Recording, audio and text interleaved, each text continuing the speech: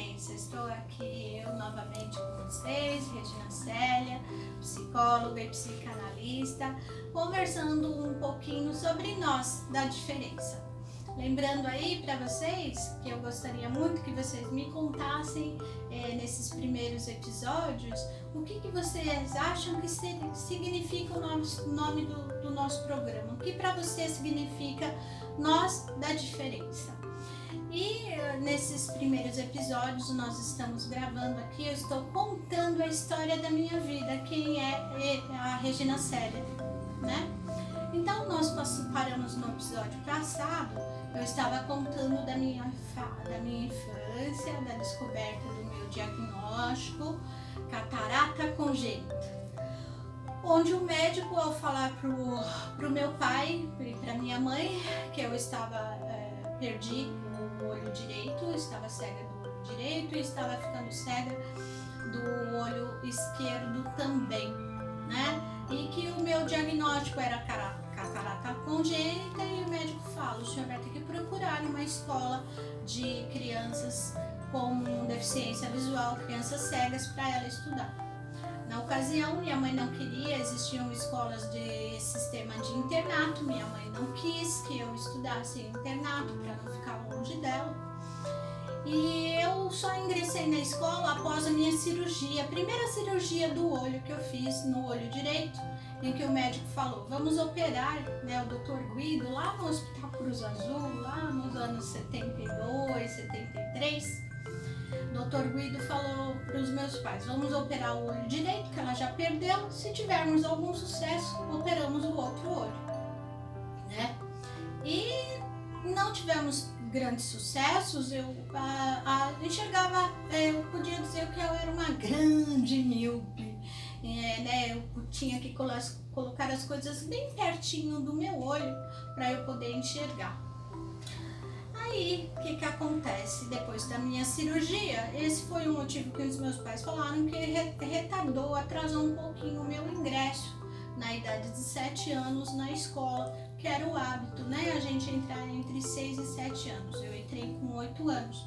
O que eu acredito que fez com que eu amadurecesse mais emocionalmente para poder lidar nessa minha longa caminhada enquanto pessoa com deficiência.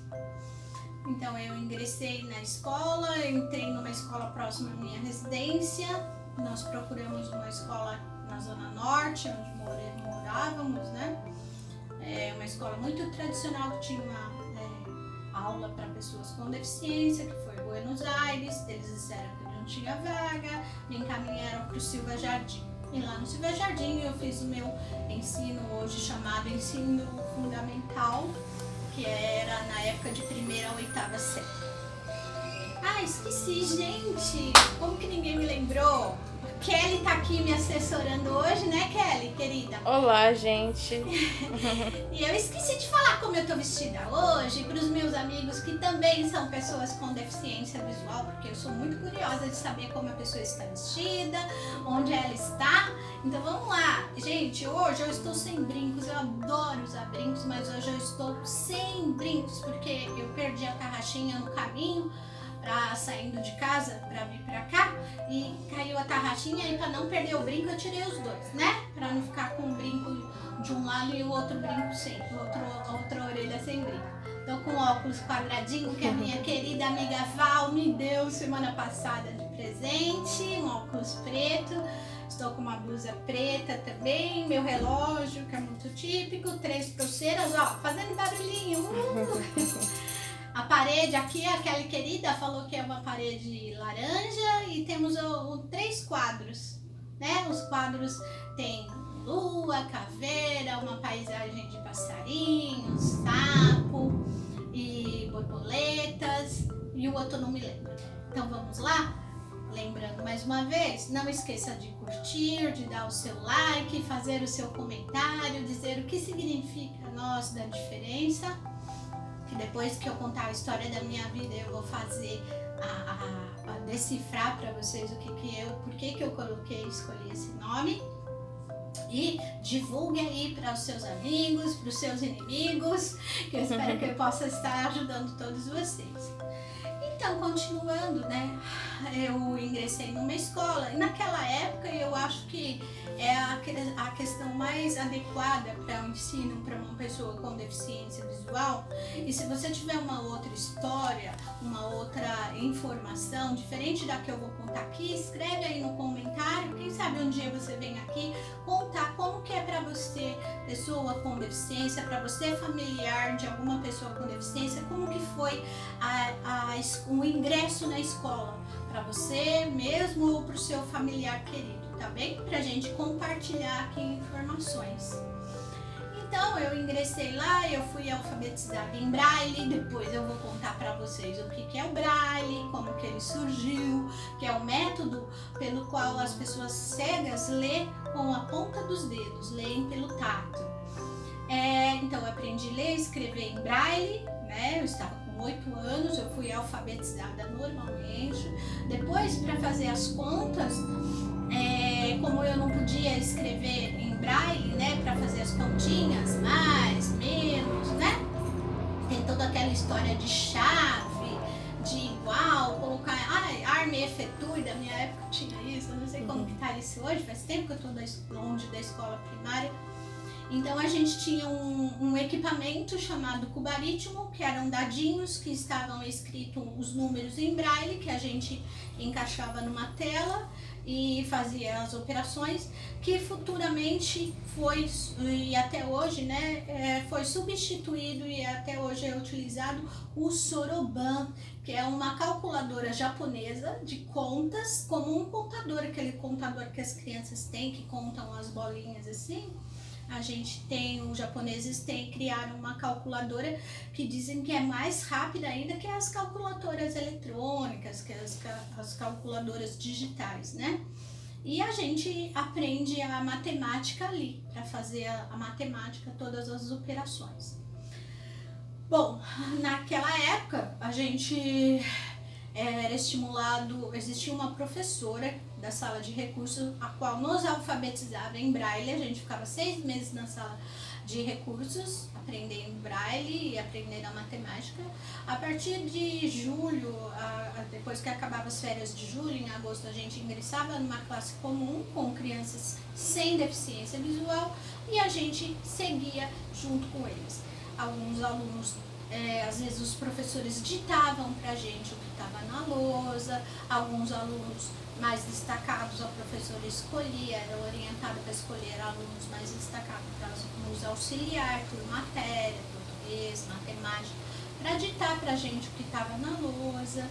Muita coisa a nossa professora da sala de recursos, que na época era minha professora Maria Isabel de Arantes Leite, já falecida, minha querida professora, que alfabetizou muitos colegas meus, muita gente ali na Escola Silva Jardim. Escrevia as lições dos livros, os textos dos livros da cartilha, escrevia em Braille e passava pra gente ler.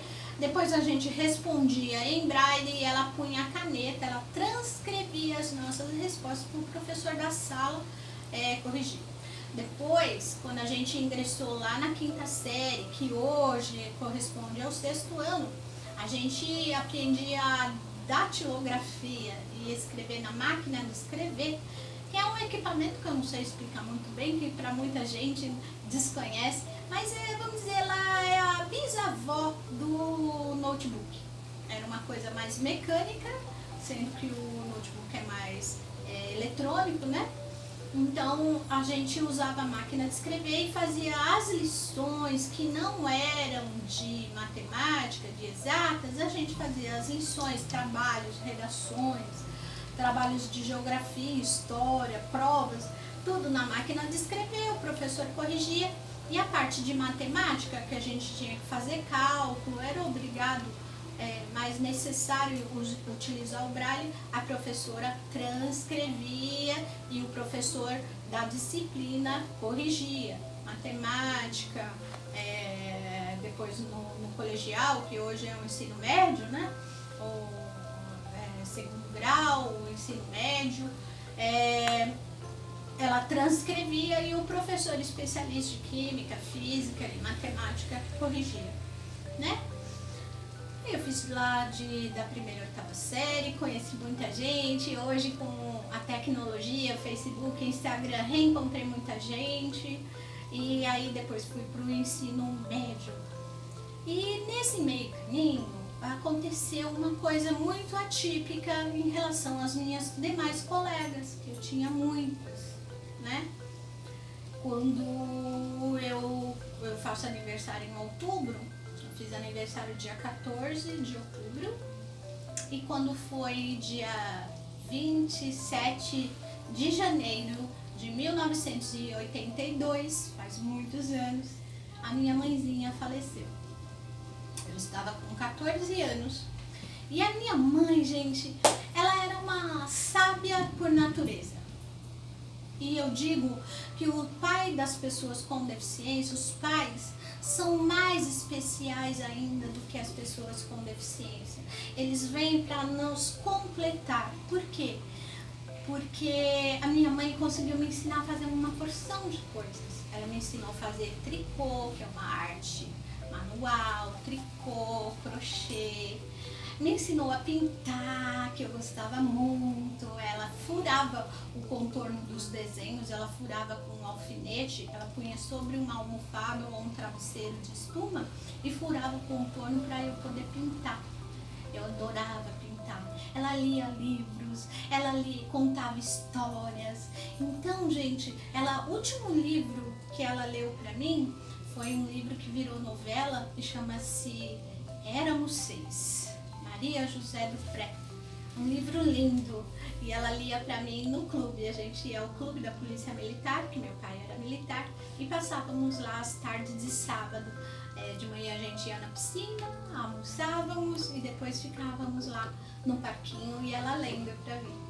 Né? E aí, a mãe de vocês já leu alguma história? Conta contos de fadas para vocês? Vocês que são familiares costumam contar para seus filhos, sejam eles pessoas com deficiência ou não, contar histórias, contos de fadas, estimulá-los a ler?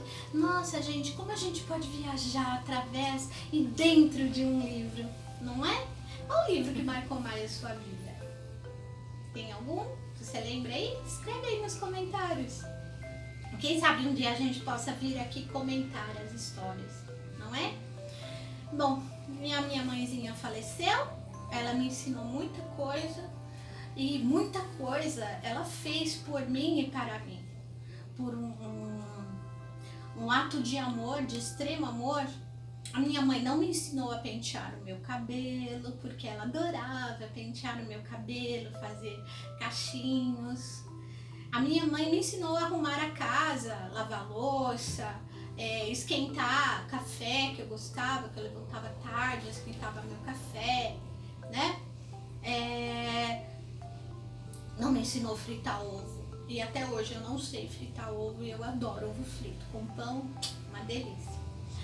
E me ensinou a limpar, a varrer. Eu varro a casa tirando os chinelos, eu varro passando o pé no chão e sentindo a poeira, juntando com a mão, segurando a pá e levando a vassoura até a pá para pegar a sujeira. Ou, hoje em dia, eu comprei aquele robozinho, sabe? Aquele aspirador robô, redondinho assim.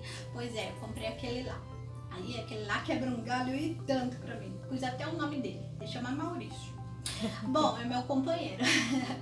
Então a gente vai vendo que tudo começa de um jeito e a tecnologia vem nos facilitar e muito.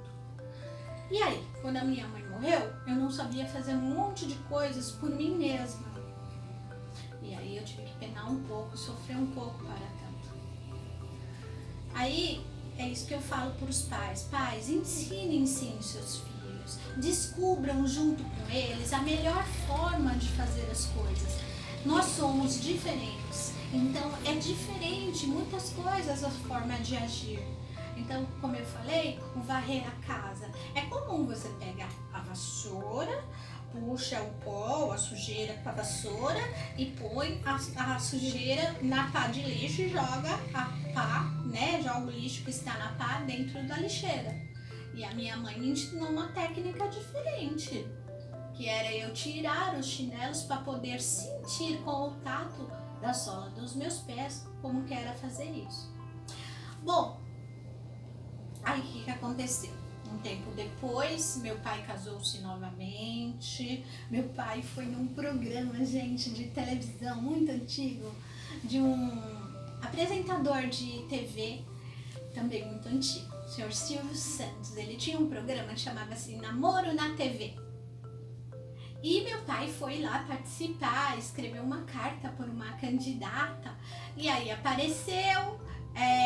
Aí o que aconteceu? A candidata na época aceitou sair com meu pai, eles foram jantar fora, etc.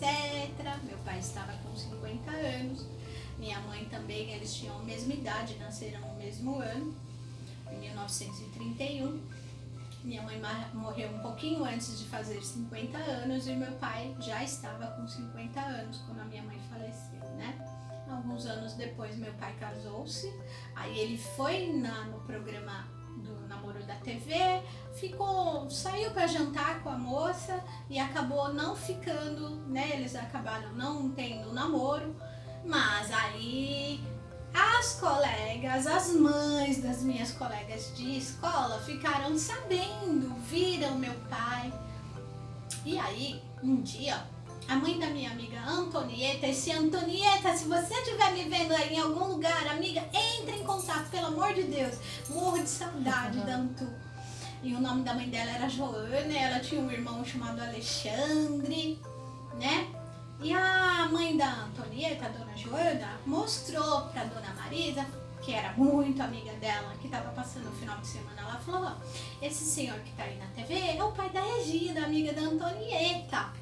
E aí a dona Marisa achou meu pai simpático, era uma senhora na época com 35 anos, solteira, não tinha filhos. E aí, quando elas ficaram sabendo que o meu pai não tinha ficado com aquela moça lá do programa do Silvio Santos, eu, a Antonieta e a dona Joana armamos uma forma do meu pai se encontrar com a dona Marisa. E depois ele se casou com a dona Marisa. E a dona Marisa vive conosco até hoje, né? E teve um filho com o meu pai, além dos meus irmãos mais velhos, o Roberto, o Rubens, eu. 16 anos depois, quando eu estava com 16 anos, nasceu meu irmão Ronaldo, meu irmão caçula. Em casa é todo mundo com R. E aí, na sua família, vocês têm mania de colocar nomes parecidos com iniciais de letras iguais? Bom, aí o que acontece?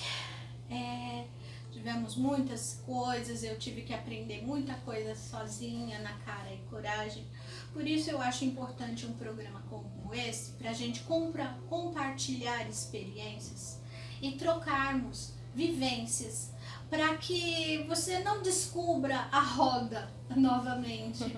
Para que sabiam que dizem que no começo as rodas não eram rodas, eram troncos de árvores quadrados.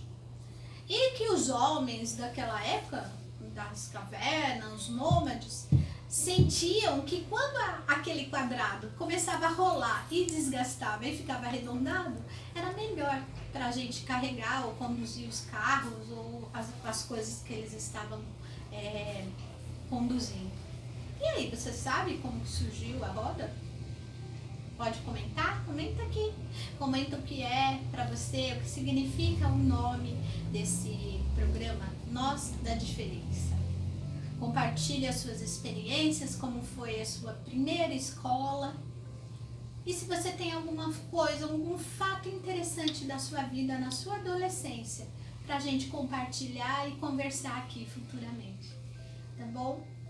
Então, no próximo programa, eu continuo contando para você como que foi a minha vida depois que meu pai se casou e quando eu terminei a minha 8ª série, que era o ciclo direto, né, de escolarização, primeira escolarização da gente, que hoje se chama ensino fundamental. E aí em breve, eu já acho que já mais uns 2 episódios, o próximo e o outro, eu já encerro e chego nos dias de hoje. Tá bom? Não esqueça de curtir o nosso programa, dar o seu like e fazer o seu comentário. e esteja aqui com a gente no próximo programa. Obrigado, Kelly, pela sua ajuda.